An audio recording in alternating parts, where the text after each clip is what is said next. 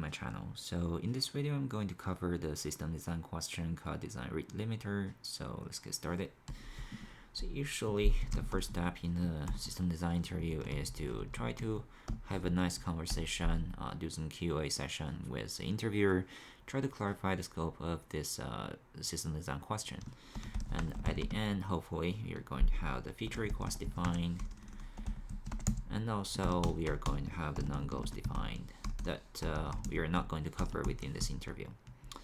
So I would say if it was me to take this question, the first one I would ask is, what is the goal for this rate limiter? So essentially, are we more caring about the client-side rate limiting, or are we more caring about the server-side rate limiting? So those things are two different things. So usually, inside the company, so we could have both. We could have client-side rate limiting, and also we have the server-side rate limiting. But when we try to build a real service, usually we don't rely on the client to do the rate limiting, because this can be easily hacked, and then it is going to cause some risk for our service. So let's say we are targeting for server-side rate limiting for this interview. So we are not going to cover about client-side rate limiting.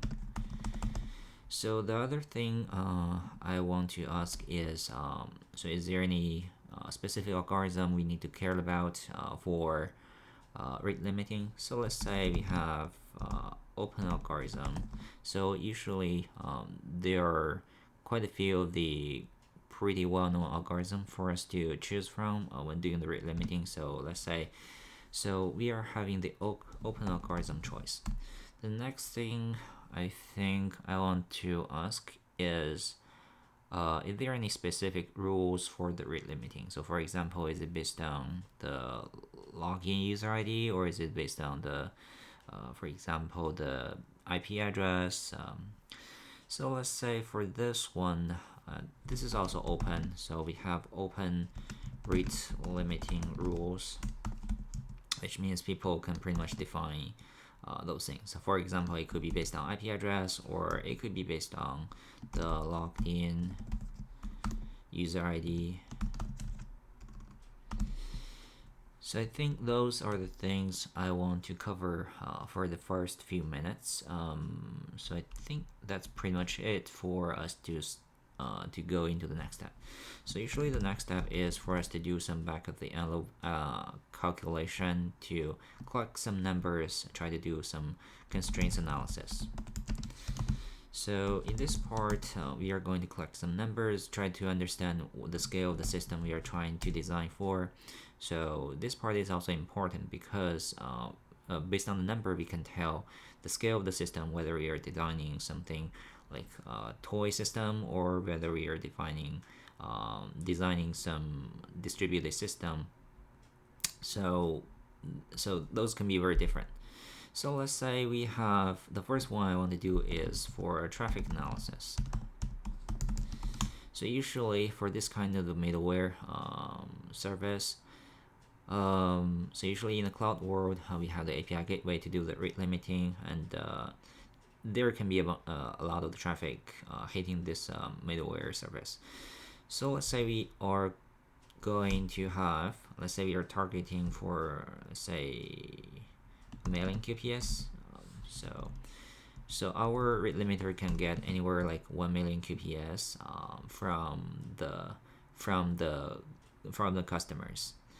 So among the 1 million QPS, so it could be from any client in the real world in total, and we are not going to serve the 1 million QPS in total. So we are going to, based on the rule, we are going to apply rate limiting on this 1 million QPS. So the next thing I want to do is the storage analysis. So essentially, there are two parts for us to store. So the first one is rate limiting rules. I believe this one is not going to be too much of a concern here because we definitely don't have that much of the rule. So for example, for Twitter API, You can call maybe for each of the login user, you can call let's say 1000. You can send 100 queries per second, something like that. So that's essentially what I mean by the rate limiting rules. The next part I want to cover is the user history, or the traffic history, or the request history. So here, it really depends on the algorithm you're choosing from. So for example, if you choose rolling window, then I think you're going to store way more of the data here. So let's say we are going to have the rolling window, and we are going to store the traffic for the last 7 days in average. So in this part, we are going to have 1 million QPS, so 7 days, this many seconds per day, and 7 days. And then we are targeting for, so let's say one piece of the query is worth, let's say 100 bats. Usually it should be way less than that. So let's say we have 1 million QPS. So this one, let's do some calculation. This one, it should be, this is 1,000, 10,000, 100,000. Let's say this is 100,000. So this is 100K times, let's say this is 10. So which means, say 7 is similar to 10. So we are going to get times 1K. So in this way, we are actually targeting, so this one is going to be 1 gigabits, then this one is going to 1 terabyte. So we are targeting about 100 TB. So this is based on the TTL as 7 days analysis, but we could actually be less than that. For example, we just store the 1 day, or maybe a couple of the minutes. So it really depends.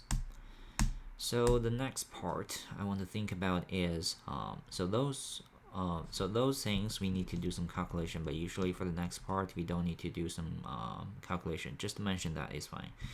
So let's say we are having the availability stuff. Let's say we are targeting a very high availability, because if the rate limiter is down, it put our service at risk. So let's say you're targeting it for, like, say 5.9 availability, which means a couple minutes downtime per year. And then let's say, so since we have high availability, then you're definitely targeting for eventual consistency in a distributed system world. So I think currently most of the things has been covered in this part.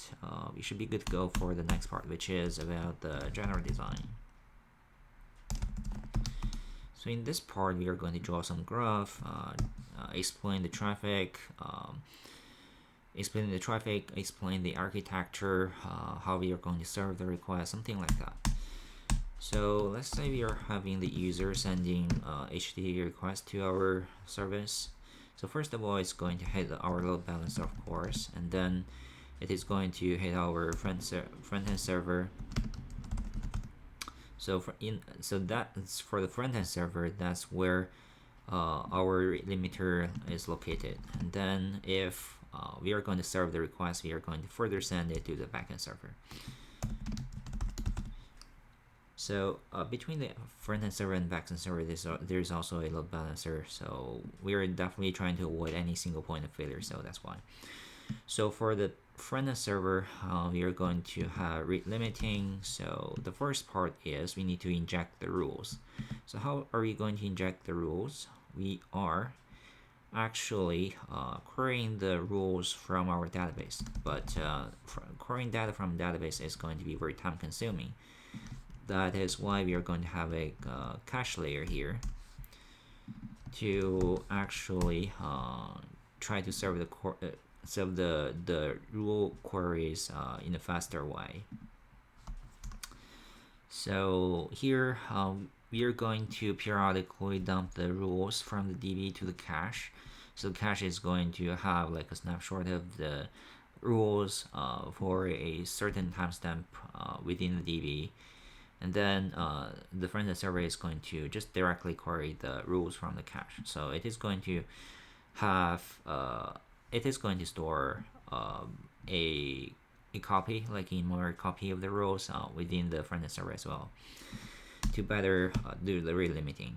And the other thing which we mentioned above is we are going to write down the user query history somewhere, and also based on the user query history we are going to do the proper rate limiting. So here we are going to do both write and read and write. So let's say we are going to have something like a non-SQL database here, but in here definitely we need to, it should be also it should also be in memory. So let's say here we just call it in memory DB. So the in memory DB there are several different choices. So for example, you could use the key value store like Redis, or you can just use the big table in memory mode. So there are a couple of different choices for you to think about. So let's go over this general design again. So either send the traffic to our load balancer, then we are having the rate limiter in the front-end server. So front-end server is going to do rate limiting if we are going to definitely follow the traffic or the request to the backend server. We are going to do that. Otherwise, there are two different things. We can either drop the request, or we could actually send the request to a message queue. So it really depends on business requirements. So I would say here we just drop the request instead of just processing the request in the future anytime.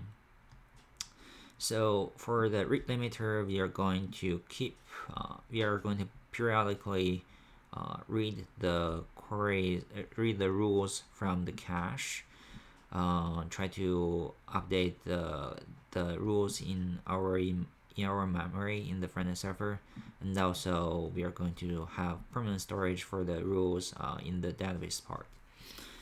So we also need to write the user query history somewhere, like to the memory DB, or maybe, and also in case we need to store the query history, we need to store it in some file system. For example, you use Google file system to store the query history to the file.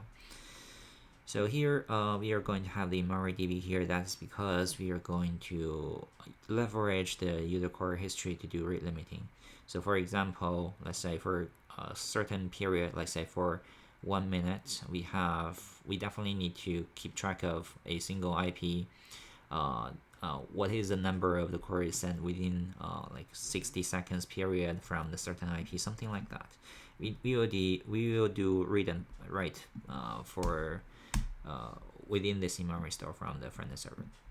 So that's pretty much it for the general design, and then the next part is about to do some detailed design.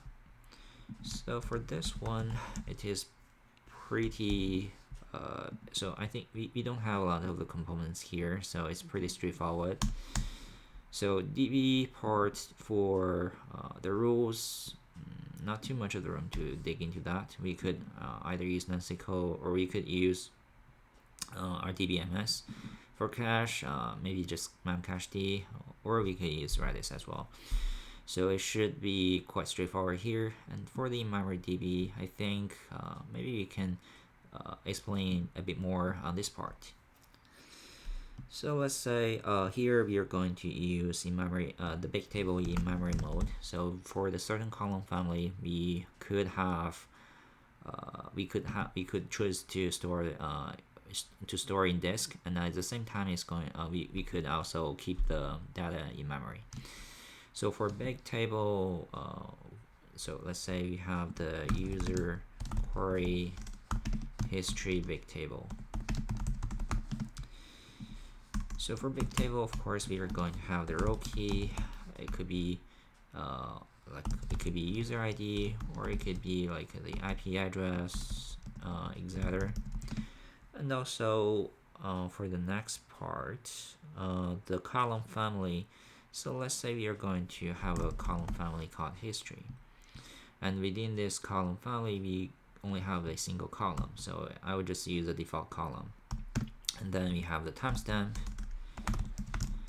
and also at the same time we need to store something to indicate about the query. So here it really depends on the things we are going to store. So for example, we could of course store the URL or something like that. So we'll define a proto buffer here to indicate what we are going to store, so that we can easily extend it in the future.